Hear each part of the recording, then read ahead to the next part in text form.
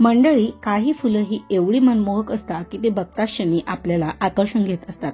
या फुलांकडे डोळे भरून पाहिले तरी मात्र मन हे प्रसन्न होऊन जात असतं. मनावरची मरगळ देखील दूर होत असते. असंच हे एक फुल आहे आणि ते म्हणजेच गोकर्णाचं. निळ्या आणि पांढऱ्या या दोन्ही रंगांमध्ये गोकर्णाचं फुल येत असतं, पण त्यापैकी निळ्याशाळा रंगाची फुलं तर ही अतिशय आकर्षक दिसत असतात. आणि या फुलांचा वेल कसा लावावा आणि याला भरपूर फुलं येण्यासाठी याची कशी काळजी घ्यायची ते आजच्या व्हिडिओमध्ये आपण जाणून घेणार आहोत. सो आता लवकरच पावसाळ्याला देखील सुरुवात होणार आहे आणि तुम्हाला देखील तुमच्या बाल्कनीत किंवा तुमच्या कुंडीमध्ये जर गोकर्णाचा वेल लावून घ्यायचा असेल सो तो आपण एका सीड्स थ्रू देखील लावू शकणार आहे. सो सीड्स थ्रू गोकर्णाचा वेल कसा लावावा आणि त्यानंतर त्याला भरपूर आणि डार्क कलरमध्ये फुलं येण्यासाठी त्यावर कुठल्या काही उपाययोजना असतात, कुठली खतं द्यायची असतात घरगुती, ते आज पूर्ण या व्हिडिओमध्ये मी शेअर करणार आहे. सो मंडळी, ही व्हिडिओ कुठेही स्किप न करता संपूर्ण पाहायचा आहे. सो मंडळी, मी राजश्री पाटील स्वागत करते तुमच्या आपल्या दी सिंपल वर्ल्ड या मराठी युट्यूब गार्डनिंग चॅनलमध्ये. मंडळी, तुम्ही या ठिकाणी पाहू शकता. सर्वात प्रथम आपण आजच्या बाल्कनीचा व्ह्यू पाहून घ्या की सदाफुलीला भरपूर असे फुलं आलेले आहेत आणि फुलांचा रंग देखील भरपूर असा गडद आलेला आहे. मोगऱ्याला देखील खूप छान अशी फुलं आलेली आहेत. त्यानंतर गोकर्णावर देखील अजूनही फुलं मात्र येत आहेत. रोजचे दोन चार फुलंही असतातच, मात्र काहीसा वेल हा पिवळसर देखील झालेला आहे. सो मला त्या पिवळ्या झालेल्या पानांवर देखील उपाययोजना करून घ्यायची होती आणि त्यासोबतच नवीन असं खत देखील झाडाला देऊन घ्यायचं होतं. सो मंडळी, या ठिकाणी मी काही सीड्स ह्या ग्रो करायला ठेवलेल्या होत्या आणि त्या सीड्स ग्रो झालेल्या होत्या. सो त्यांना देखील रिपोर्टिंग करून घ्यायचं होतं. मंडळी, मंडळी, सर्वात प्रथम गोकर्णाचा वेल हा कसा लावायचा. गोकर्णाचा वेल ज्यांच्या कोणाकडे असेल त्यांच्याकडून तुम्ही या वेलीच्या येणाऱ्या एखादी 2 कोरडी शेंग आणा. त्यामध्ये तुम्हाला 2 ते 3 अशा काळ्या कलरच्या सीड्स मिळतील आणि मग त्यानंतर तुम्ही त्या कुंडीमध्ये त्या बिया टाकून घ्यायच्या आहेत. 2 ते 3 आठवड्यामध्ये छोटेसे रोपटे त्या ठिकाणी तुम्हाला दिसून येईल. सो गोकर्णाचा वेल जर वर चढवायचा जर नसेल तर त्यासाठी आपल्याला 10 इंच खोलीची कुंडी देखील पुरेशी ठरत असते आणि या कुंडीतील माती देखील आपल्याला खूप चिकट अशी घ्यायची नसावी.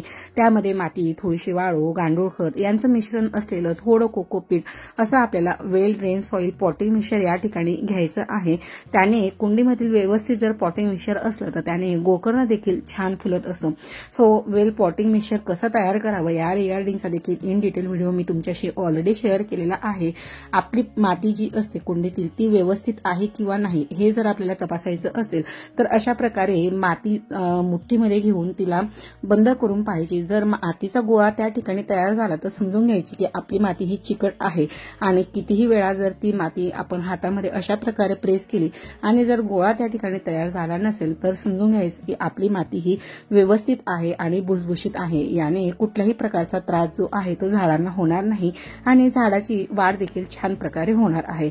So well drain soil potting mixture घेतल्यानंतर या ठिकाणी मला जे गोकर्णाची वेल होती ती मला अशा प्रकारे या म्हणजे ह्या ज्या नळ्या होत्या यांच्यावर तिला गुंडाळून घ्यायची होती, म्हणजे तिची वाढ होताना ती व्यवस्थित प्रकारे त्या ठिकाणी होईल म्हणून त्याला सपोर्ट म्हणून मी अशा प्रकारचं सो वेलीला व्यवस्थित प्रकारे सपोर्ट द्यावा म्हणून मी अशा प्रकारे नळींचा वापर या ठिकाणी करून घेतलेला होता आणि ती जी काही स्टिक होती ती देखील मातीमध्ये रोवून घेतलेली होती.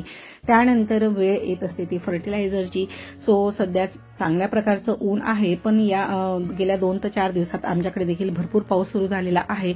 सो तुम्ही अशा प्रकारचे जे केळीचे साल आहे ते वाळून ठेवा आणि त्यांपासून आपल्याला पोटॅशियम युक्त रिच असं फर्टिलायझर मिळणार आहे. सो तुम्ही पाहू शकता की या ठिकाणी मी ज्या सीड्स होत्या त्या पिंक अपराजिताच्या या ठिकाणी ग्रो करायला ठेवलेल्या होत्या आणि त्यांपासून 2 रोपटे देखील छान प्रकारे आलेले होते. सो तुम्ही पाहू शकता की त्यांचे रूट्स किती छान प्रकारे लांबच लांब वाढलेले होते. सो मुळांना कुठल्याही प्रकारचा डिस्टर्बन्स न करता या ठिकाणी मी पिंक अपराजिता, त्यानंतर व्हाईट आणि ब्ल्यू असे तिन्ही कलरचे हे एकाच कुंडीमध्ये लावून घेणार होते. सो सीड्स या मी वेगवेगळ्या ठिकाणी लावून घेतलेल्या होत्या. त्यानंतर व्यवस्थित प्रकारे तुम्हाला जर सीड्स नाही मिळाल्या ना आणि ज्यांच्याकडे जर वेल असेल तर त्या वेलीच्या जवळपास असे छोटे छोटे रोपटे देखील आलेले असतात. सो तुम्ही अशा प्रकारे मुळांना अगदी अलगद डिस्टर्ब न करता जर ते रोपटे मातीमध्ये घेऊन आले आणि घरी येऊन तुम्ही तुमच्या कुंडीत लावले ना तरी ते छान प्रकारे तग धरत असतात. सो अशा प्रकारे तुम्हाला जर रोप मिळालं तुम्ही रोप थ्रू देखील हा वेल लावू शकतात किंवा सीड्स थ्रू देखील लावू शकतात आणि नर्सरीमध्ये देखील अगदी इझिली याचं रोप तुम्हाला मिळून जाईल.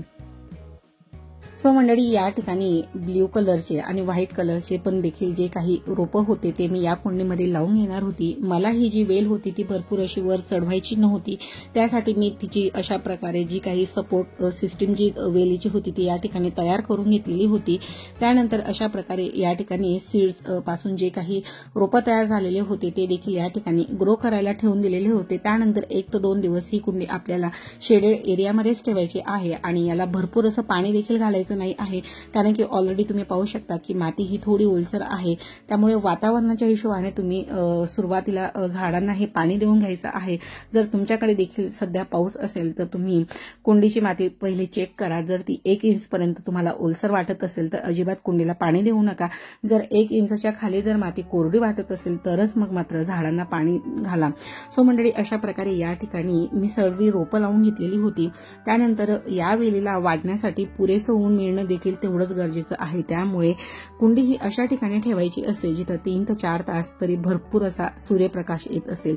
गोकर्णावर ज्या वेळेस फुलं येत असतात तर ती फुलं देखील आपल्याला सायंकाळी लगेच तोडून टाकायची असतात किंवा काढून घ्यायची असतात. त्याचं कारण म्हणजे त्या फुलांपासून त्या ठिकाणी शेंगा तयार होत असतात आणि जास्त शेंगा आल्या की वेलाची मात्र वाढ ही त्या ठिकाणी खुंटत असते.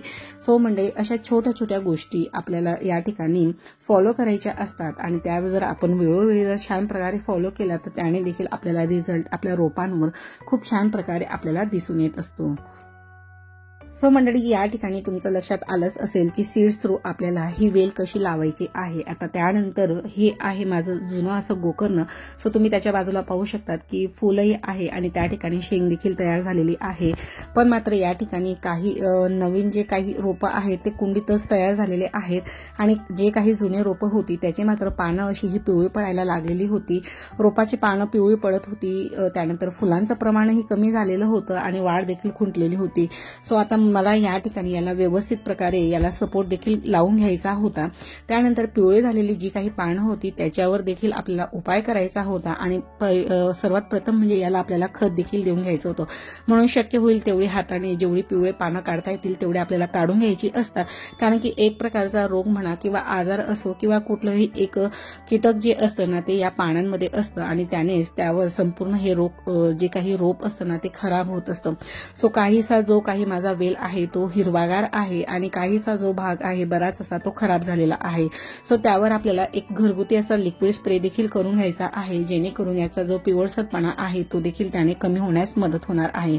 सो सर्वात प्रथम मी या ठिकाणी मला जे काही सपोर्ट म्हणून मी अशा प्रकारचे जे काही पाईप असतात त्याचा मी या ठिकाणी वापर करून घेणार आहे आणि त्याला व्यवस्थित प्रकारे मी सपोर्ट देऊन घेणार होती. त्यानंतर वेळ येते ती म्हणजे की या झाडाला कुठल्या प्रकारचं खत द्यायचं.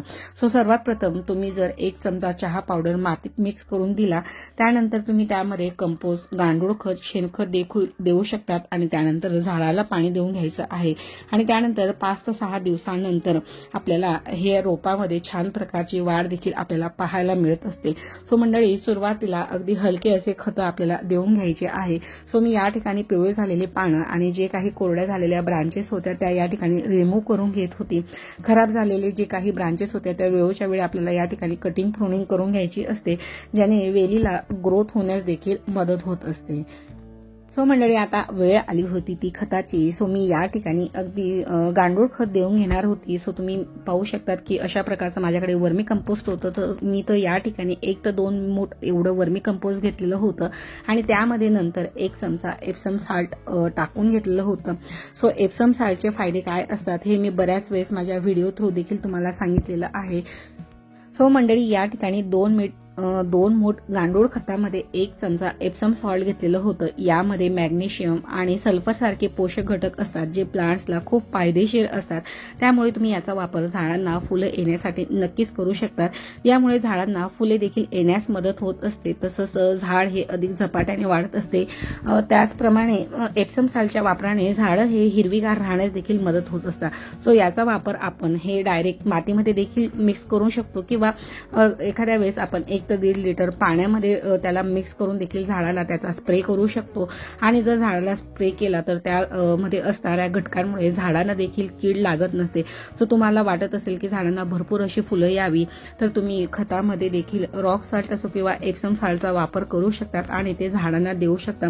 तसंच 4 ते 5 चमचे एप्सम सॉल्ट पाण्यात मिसळून ते लिक्विड फर्टिलायझर तुम्ही बनाना पील लिक्विड फर्टिलायझर सारखं देखील झाडाला देऊ शकतात आणि याचा स्प्रे देखील झाडाला अतिशय फायदेशीर असू शकतो.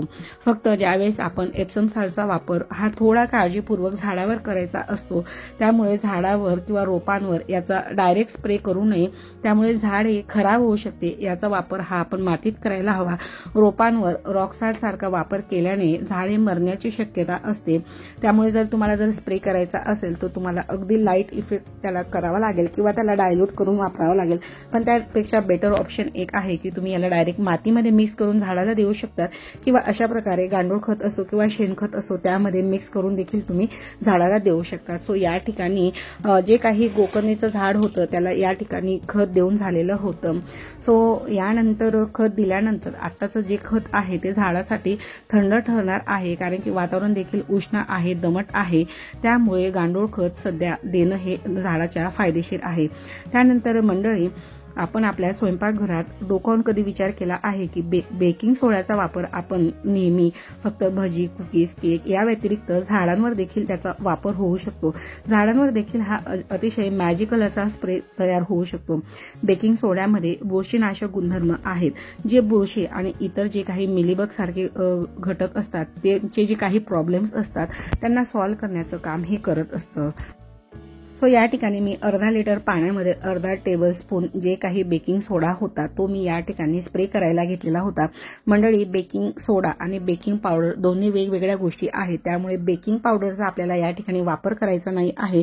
बेकिंग सोडा किंवा खायचा सोडा जो काही असतो ज्याचा वापर आपण भजी वगैरे सारख्या गोष्टींमध्ये करत असतो, सो त्याचा वापर आपल्याला झाडांवर या ठिकाणी स्प्रे म्हणून करून घ्यायचा आहे. मंडळी, त्यानंतर बेकिंग सोडा हे एक नॅचरल असं अँटीफंगल आहे. याचा वापर पाण्यात मिक्स करून जर आपण स्प्रे केला तर बुरशीजन्य ज्या काही प्लांट्सच्या समस्या असतात त्यांना ते दूर ठेवण्यास मदत करत असतात, प्लांट्सला हेल्थी आणि इम्प्रूव्ह करण्यास मदत करत असतात. त्याचप्रमाणे ज्या काही काळ्या मुंग्या, मावा, व्हाईट बग सारखे कीटक असतात त्यांना देखील लांब ठेवण्याचं काम हे करत असतं.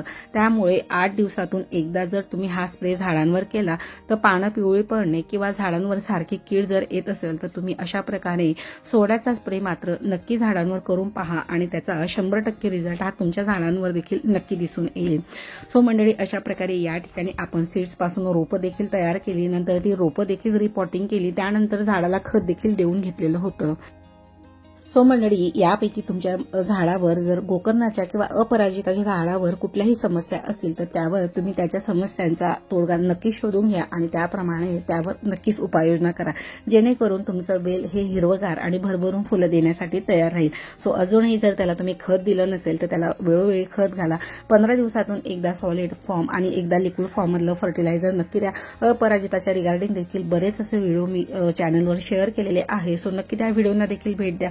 सो मंडळी, आय होप आजचा व्हिडिओ हा तुम्हाला थोडा जरी हेल्पफुल ठरला असेल तर मात्र तुम्ही व्हिडिओला लाईक करायला अजिबात कंजूसी करणार नाही. आणि अजूनही तुम्ही जर दी सिंपल वर्ड या मराठी युट्यूब गार्डनिंग चॅनलला सबस्क्राईब केलं नसेल तर वाट कसली पाहताय, लगेच सबस्क्राईब बटन प्रेस करून त्यासमोरील बेल आयकॉन प्रेस करून ऑलचा ऑप्शन सिलेक्ट करा, जेणेकरून येणाऱ्या प्रत्येक लॉंग आणि शॉर्ट व्हिडिओचं नोटिफिकेशन तुम्हाला येईल. कारण की शॉर्ट व्हिडिओ थ्रू देखील मी बऱ्याच छोट्या छोट्या अशा गार्डनिंग रिगार्डिंगच्या टिप्स शेअर करत असते, त्यामुळे शॉर्ट्स व्हिडिओला देखील नक्कीच भेट द्या आणि लॉंग व्हिडिओ तर अजिबात मिस करत नका, कारण की आठवड्यातील 5 दिवस लॉंग व्हिडिओ मी तुमच्यासाठी घेऊन येत असते आणि त्यामध्ये नक्कीच होममेड